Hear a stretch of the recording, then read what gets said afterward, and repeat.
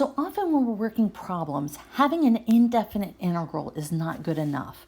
Instead of having a constant of integration plus c, where I don't know what that is, I really want to find an actual function that has the constant that fits with whatever problem I'm working on. So what you can do then, if you're given a derivative of a function and you're given a point, okay, on the function you're taking the derivative of. In other words, this f of a is equal to b. That's some point ab on your function f of x. Okay, not f prime of x, f of x. F of x. Okay, if you have those two situations, you have the derivative and a point on the function you're looking for, you can solve for that constant of integration.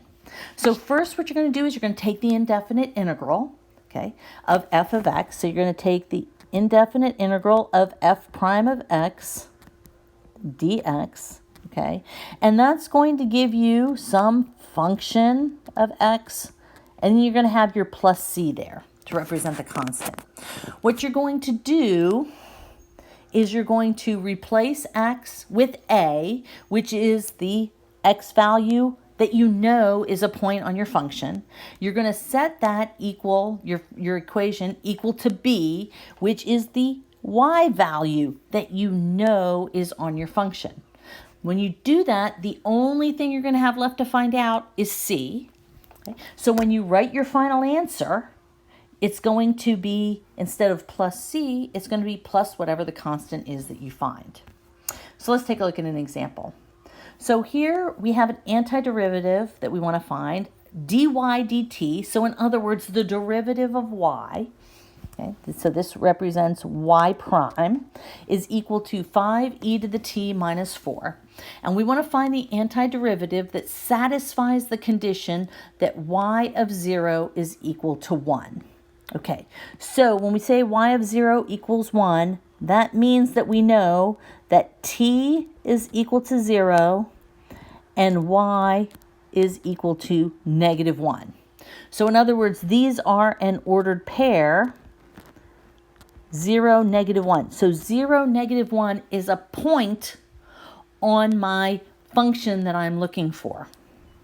Okay, so if y prime is equal to 5e to the t minus 4, okay, y is going to be equal to the integral of 5e to the t minus 4